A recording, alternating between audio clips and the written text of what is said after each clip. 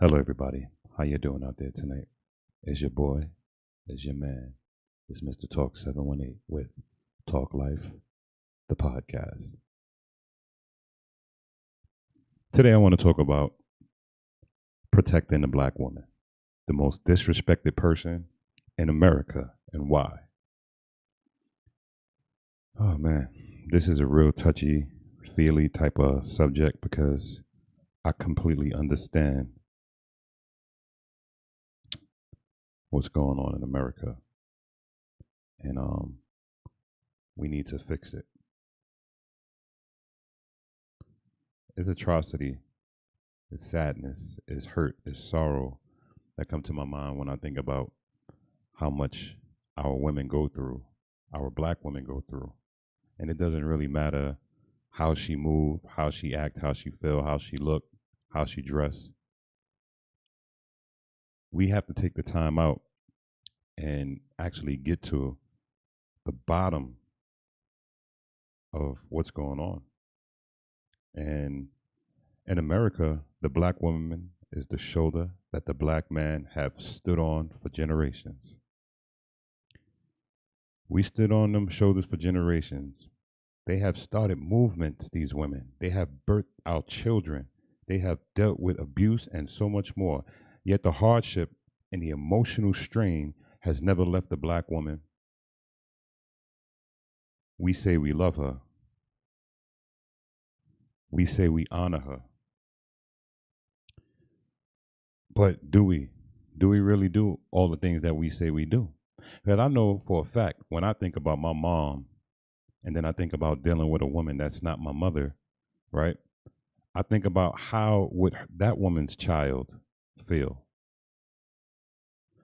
I think about my mom's on a regular basis. See that woman right there beside me, behind me? That's my mom. I love that lady. And I wouldn't dare allow any man to disrespect her because I have to protect her by all means necessary. Because you got to remember, when we were children, our parents, our mom, most of us grew up in single family homes. But to those who haven't, y'all still get it. Because when it was all said and done, when dad was out to work, mom was always there. You know, let me just say, like boys to men say, don't talk about my mother. Remember that? How many of y'all remember that saying, don't talk about my mother, don't talk about my mother, don't talk about my mother? But they forgot that they are dealing with mothers, sisters, aunties, nieces, daughters. Shouldn't they have the same respect as your mom or your sister? Would you not pick up a gun, pick up your fist? Would you not put money to a lawyer or whatever you have to do to protect your sister, your mom, your aunt, your granny? Man, we better start respecting our women.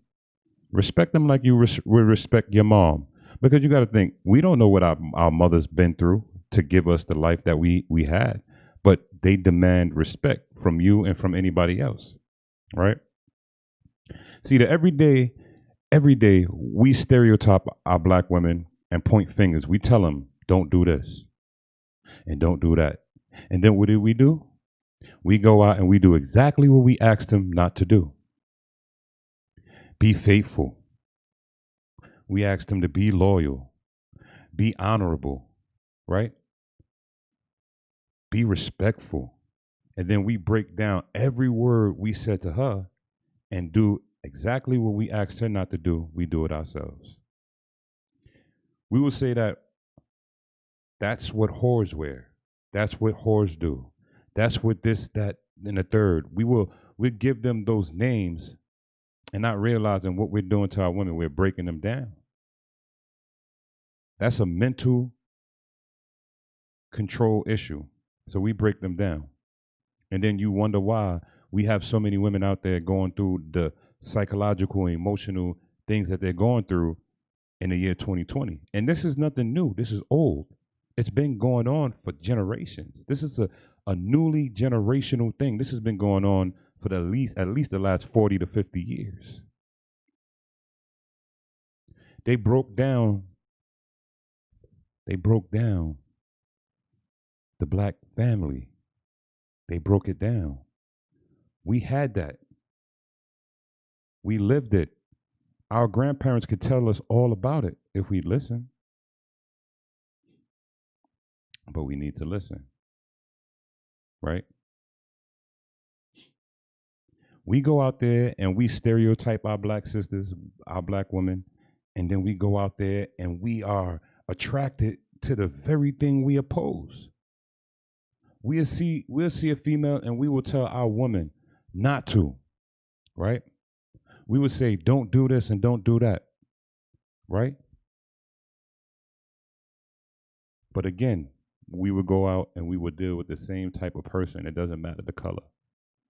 If a woman dresses provocatively and we tell our women not to dress provocative, that's a sense of control. That's not protection. You have to protect your woman and make her understand how, if I'm with you, we together feel comfortable. Because I got your back. That's protecting your woman. I'm going to tell you.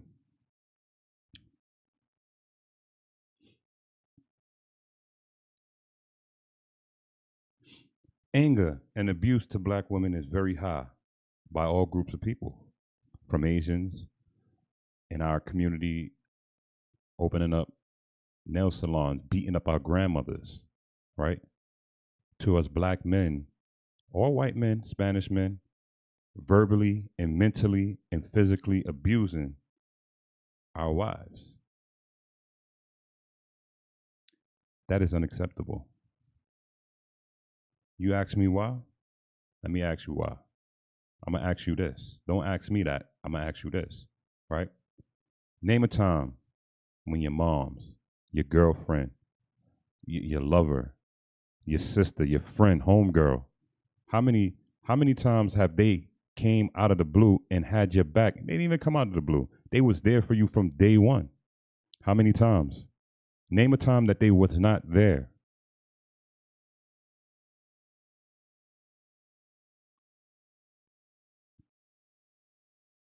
They always stand up in times of difficult situations when it comes to us men. Always. You name a time that they have not. I don't get.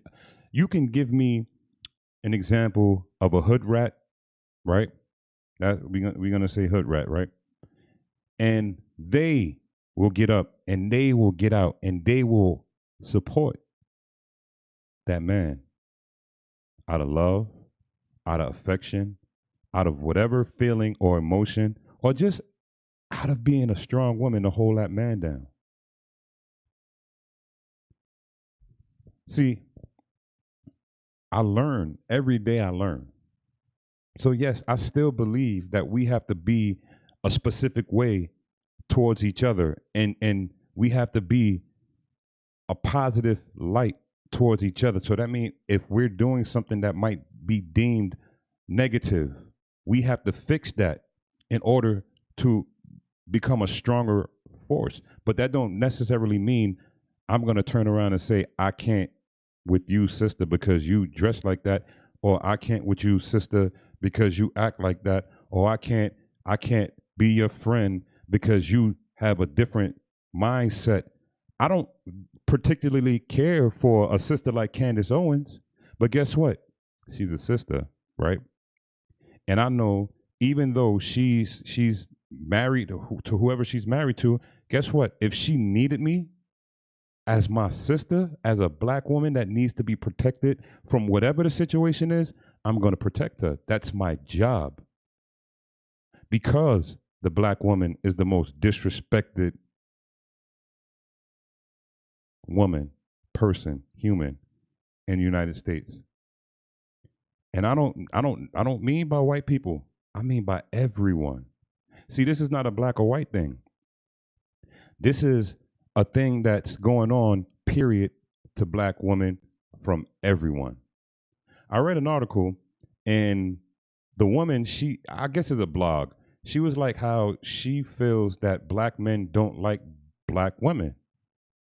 I disagree. I feel like you have every right to be with whoever you want to be with. But when it comes down to protecting your sisters, you have to protect them. That's just, it is a no given. I don't have to be with the sister to love my sisters. You see what I'm saying? Because love is a strange thing. So at the end of the day, if I meet someone and we are compatible,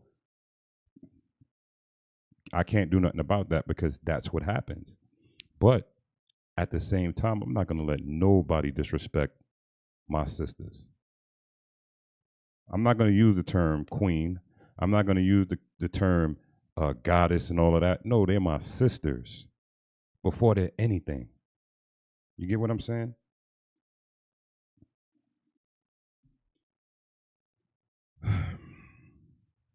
Black women, they stand up in a time of difficulties, lockdowns, killings. Who is it that always is on the front line and center? That same unprotected black female. If you look at this video right here, this picture of the lady, open lunch counters to all, where is she standing at? She's standing in front and center. Nobody ever pays attention to that. These sisters is always out there to protect us. That's my mama again. Love that lady. Look how beautiful she is. I get my heart from her because she's a loving woman.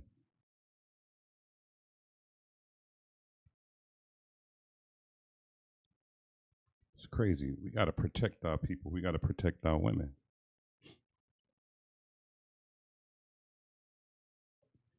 It's a shame.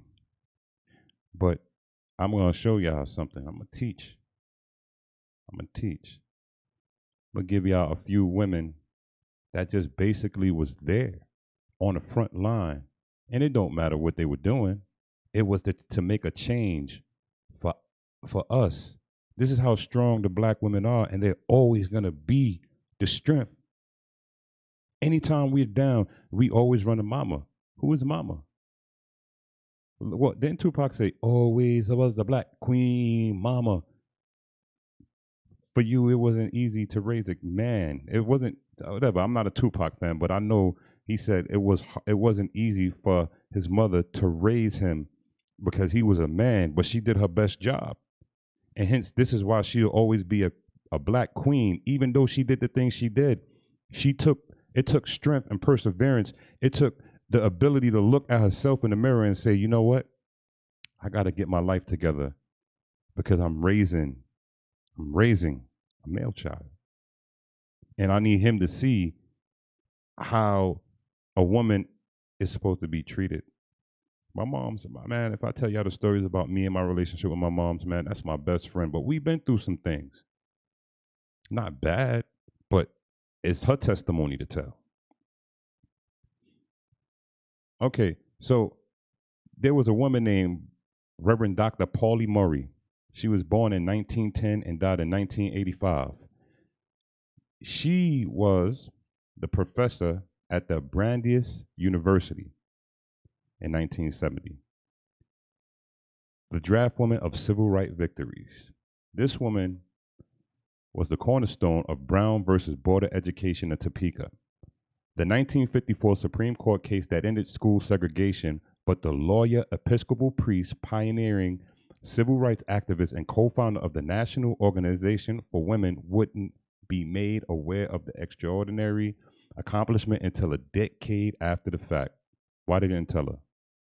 In 1944, Murray was the only woman enrolled at Howard Law School, and at the top of her class while discussing Jim Crow laws, Murray had an idea. Why not challenge the separate but equal legal doctrine, Plessy versus Ferguson, and argue that segregation was unconstitutional, and this theory became the basis of her 1950 book, State Laws on Race and Color, which the NAACP attorney Thurgood Marshall called the Bible of Brown versus Board of Education. This is a black woman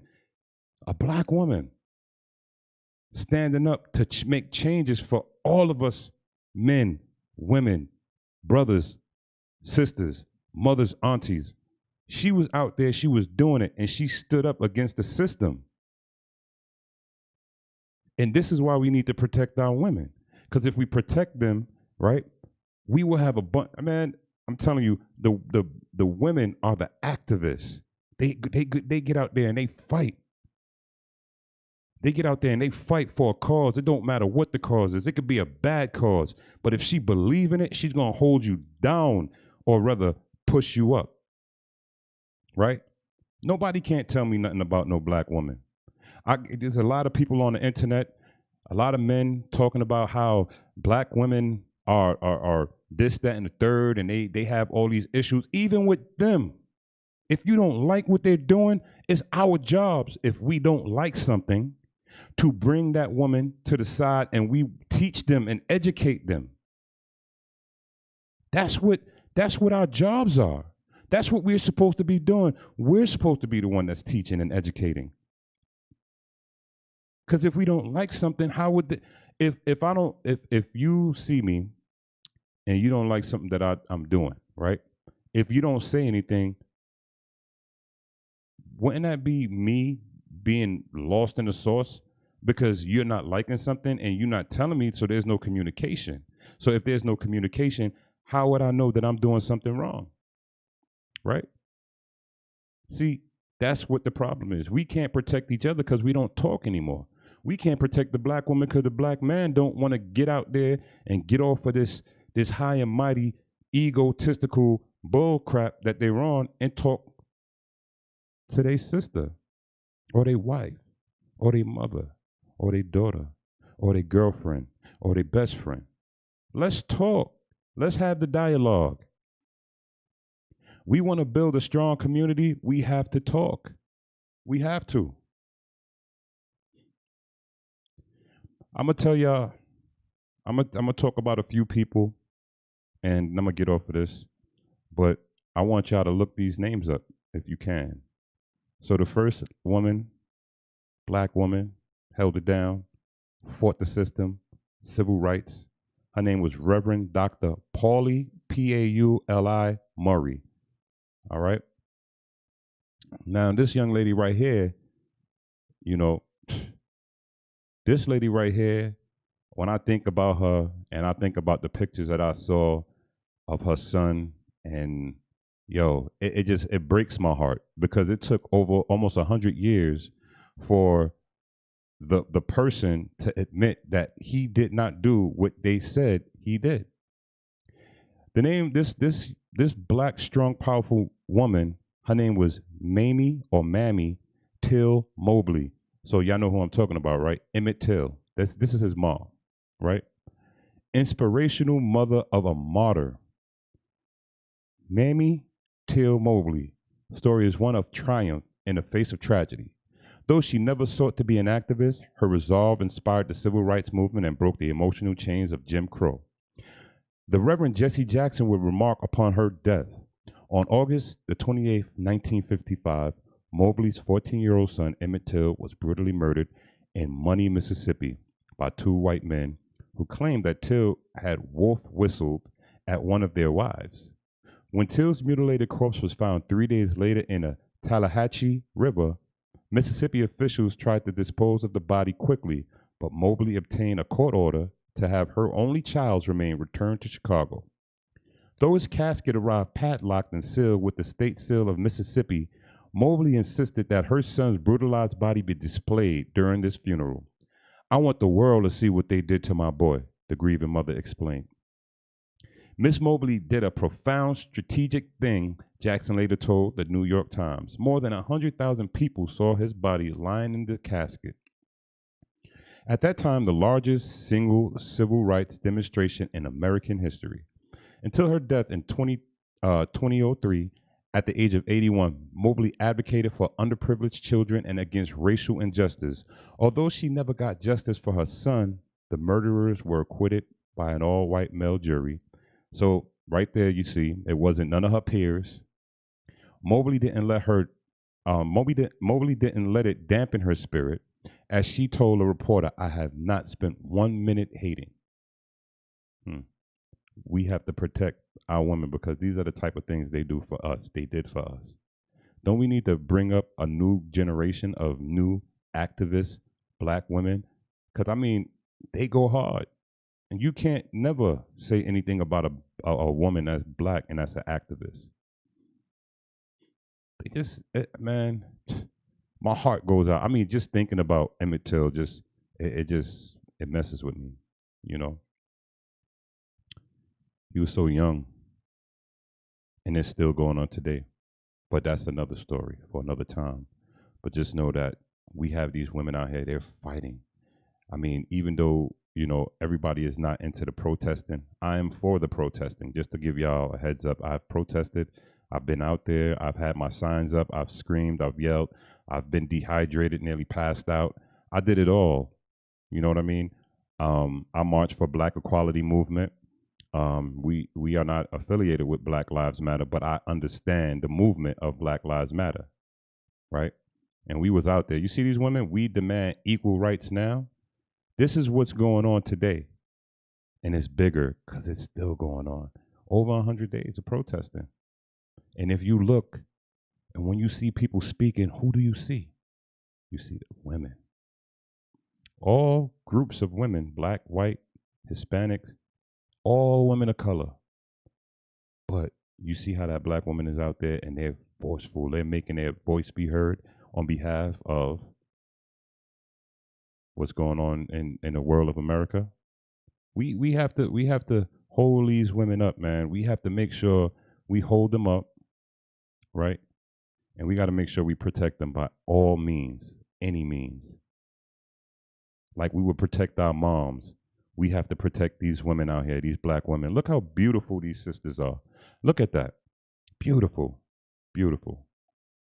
Nobody can't tell me nothing. Look at that. Look at all that melanin. Look at all that natural hair. Look at, I mean, who wouldn't want to protect that? And it don't matter how they act, because each one teach one. So if I was acting up, I would love for a beautiful sister to pull me to the side and say, brother. Like when I was young, I had a sister, she pulled me to the side, Caribbean woman. She said, brother, you have such a handsome face. Why you cutting your eyebrows? Because back in the days, it was like 3 cuts in your eyebrows trying to wild out. Yeah, it was a sister. She set me straight. When I was at work, it was a sister who said to me, I'm not a body, I'm an officer. And from that day on, I've used the same term. There is no bodies. If you have a title, you are what you are. That's your title. When I was younger, my mother said to me, son, if you are dealing with someone and you cannot afford to buy them anything to eat, why be with them? Because when I was younger, I'm going to be honest, I had women who wanted to just do things for me. But I didn't know any better, because at the end of the day, that's what I kind of saw. I saw my mom, deal with my brother's father, and she was the provider. She was out there getting it. So I thought it was okay. But my mom pulled me to the side and she set me straight. She let me know that you have to protect them and provide for them. And then as I got older, I realized not only do I have to do that, but I have to let her be equal to me and not feel like I'm a patriarchal person, but I'm a person of dualism. Respect is equal. There's no you respect me more than I respect you as equal. So my protection mechanism was being forged when I was a kid, when my mom's put me on to how I should really be as a man. If you get what I'm saying. Let me give y'all another person. Her name is Claudette Colvin. She was born in 1939. Now, everybody loves to talk about Rosa Parks, and that's what's up. But this teenager who refused to give up her seat before Rosa, when Claudette Colvin, high school in Montgomery, Alabama, observed Negro History Week in 1955, the 15-year-old had no way of knowing how the stories of Black freedom fighters would soon impact her life. This is her, and I quote, I knew I had to do something, she later told USA Today. I just didn't know where or when. Colvin got her chance on March the 2nd, 1955, when she boarded a bus in downtown Montgomery. She and 3 other Black students were told to give up their seats for a white woman. 3 people for one? That don't make sense. Colvin, emboldened by her history lesson, refused. My head was just too full of black history, she stated. It felt like Sojourner Truth was was on one side pushing me down, and Harriet Tubman was on the other side of me pushing me down. I couldn't get up. Colvin was arrested and eventually put on indefinite probation. What does that mean? Psst, that's crazy.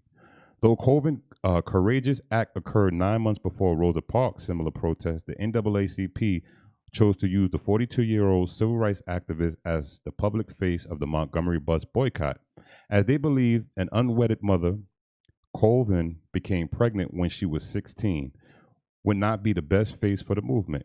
Colvin felt slighted, but later joined 3 other women, Mary Louise Smith, Aurelia Browder, and Sue McDonald, as the plaintiffs in Browder versus Gale, the case that ultimately overturned bus segregation in Alabama. Colvin rarely talked about her heroic action until the 1990s. I'd like my grandchildren, she said, to be able to see that their grandmother stood up for something a long time ago. Come on, brothers. Can y'all get with me on this? Can y'all understand what I mean when I say we have to protect our women? We have to. Because if we don't, who's going to stand up? They always stand up. Mama bears, they always stand up. Even when they're not mothers, they have that motherly intuition and instinct and drive and thrive. They push forward when we feeling weak. They make sure that we gonna get back up.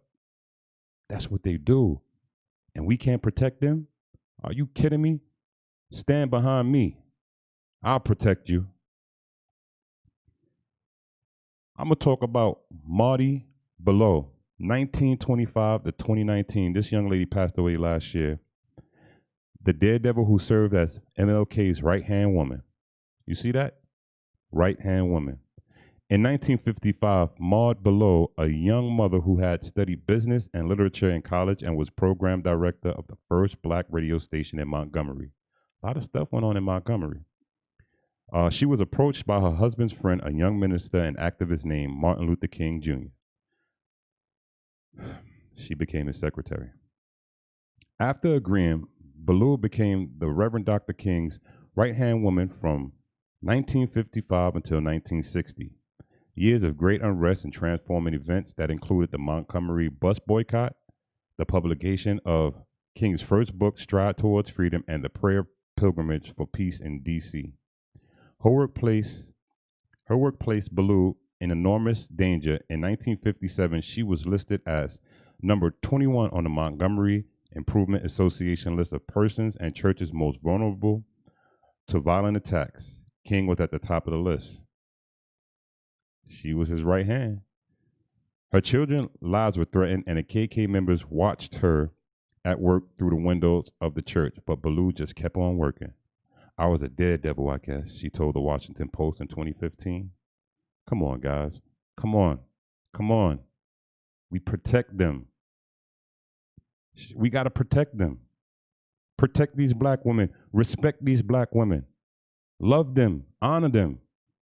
And when you feel like they're not doing what they're supposed to do right, then you pull them to the side and you tell them and you teach.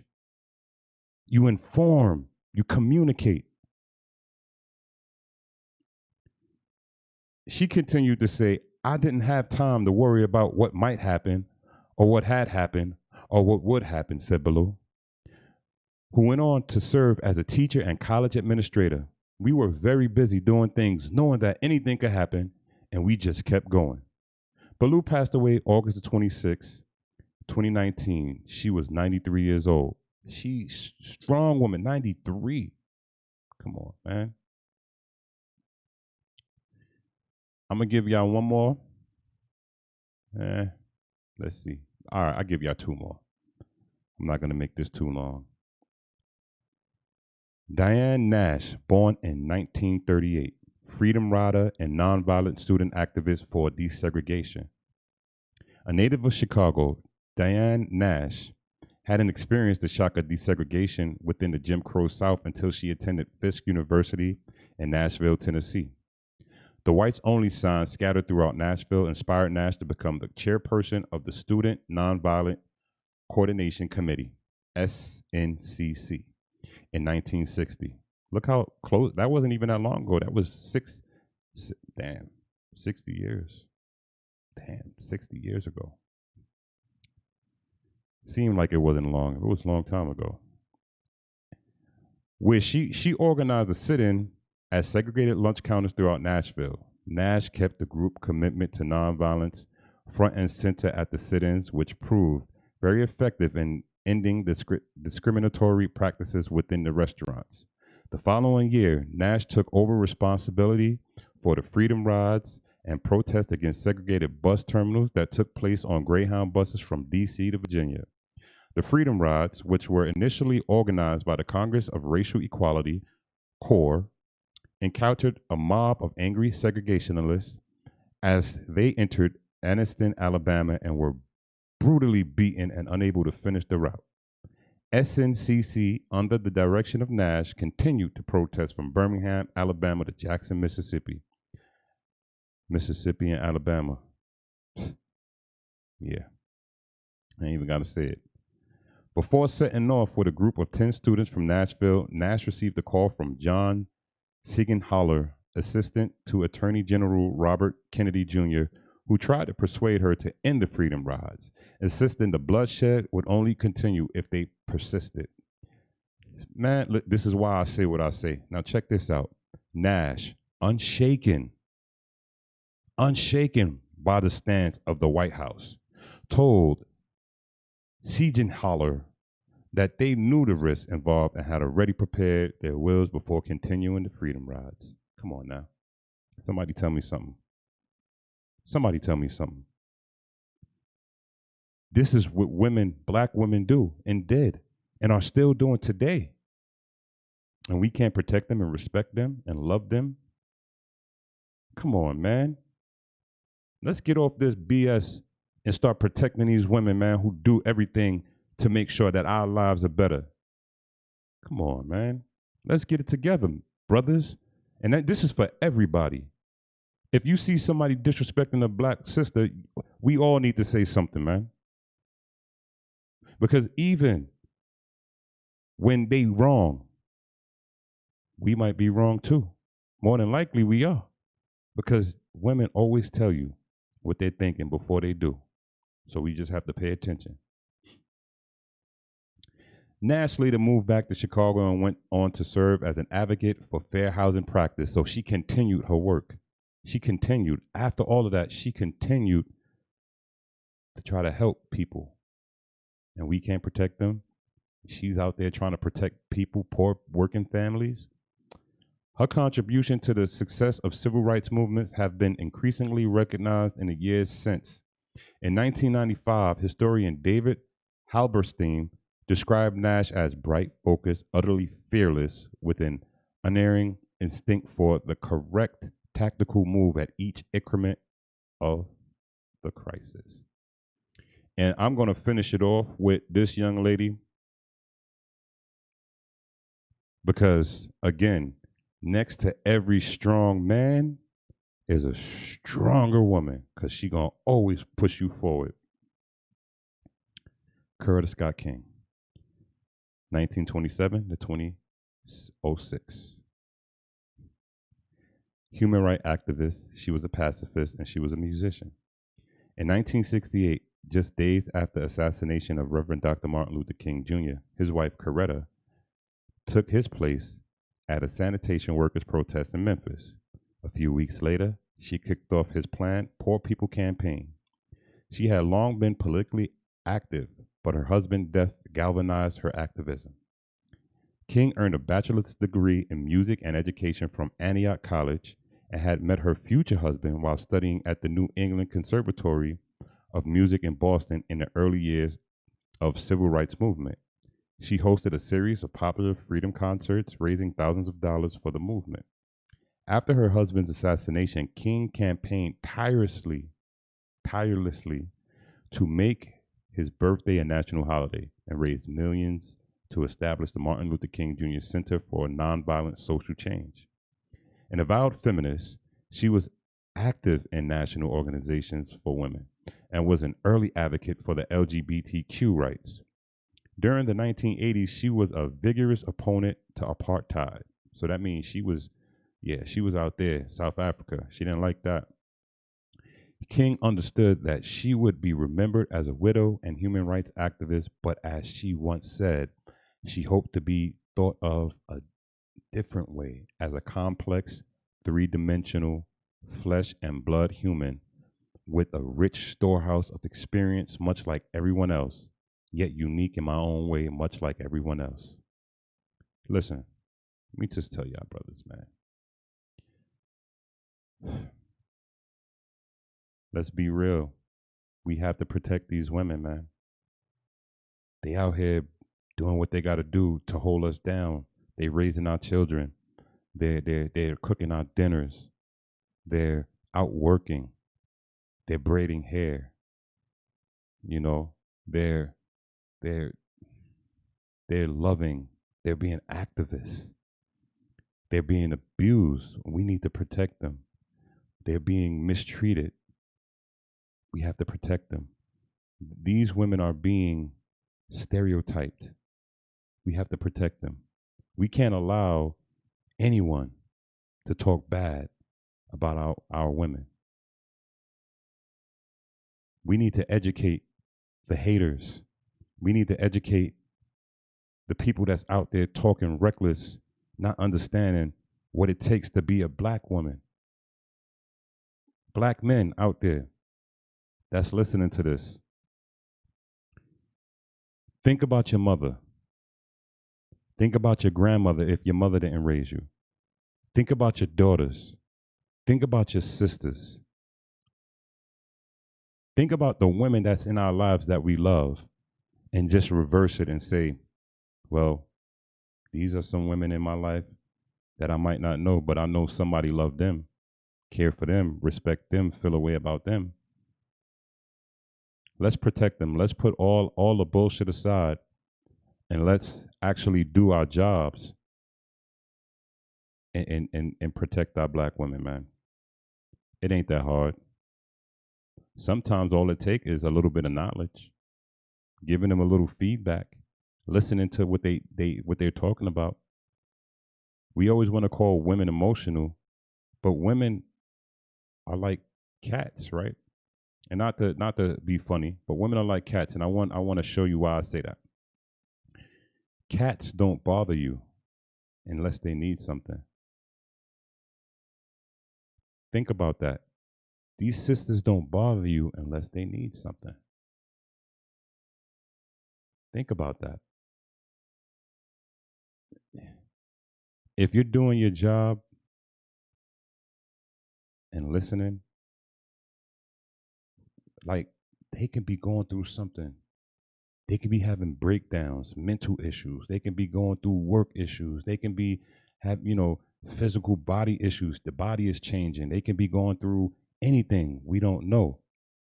But they will find a way to try to tell you. And yes, we communicate differently, women and men, right? But if you listen and you have your ear close and you pay attention to your woman, your sister, your mother, your aunt, and we focus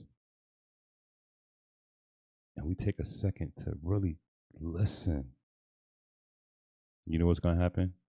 We're going to hear them. Because sometimes they crying out. Sometimes they're trying to warn us. If we don't listen, it might be a time when there's something that's going on and she see it, but we so caught up in what we're doing. Do you know if something happened to me or to you or to someone that these black beautiful women love, we just broke down their whole lives, like their lives. 'Cause that's not protecting them. Protecting them also means protecting ourselves. But how do we do that? We do that by communicating with our black women. It ain't always about guns and shooting and fighting and physical shit. Protection comes in so many different ways. Protection is love, affection. Protection is being able to have some guidance and take some guidance. Protection is to stand by her no matter what. And if it's something that you can't handle, you still leave that situation as an adult with peace and respect. You might be a little hurt, but were you listening before she made that decision to do what she do? I talk to women every single day, and it's the same story. Nobody's listening. We have a lot of things that's going on in our lives, but we got to make sure we protect the ones that's going to hold us up. It's always going to be that woman that's going to hold us up. Let's not disrespect them. Let's not stereotype them. Let's not walk over them. Let's not be abusive. Let's not be mentally abusive. Let's not be, bad people to the women.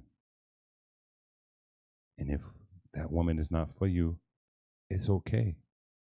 Again, I said it in my podcast. If a person is not for you, agree to disagree. Walk away. Walk away on a mutual respect that we've realized that we're not good for each other, but we don't have to be nasty. You protect her that way too.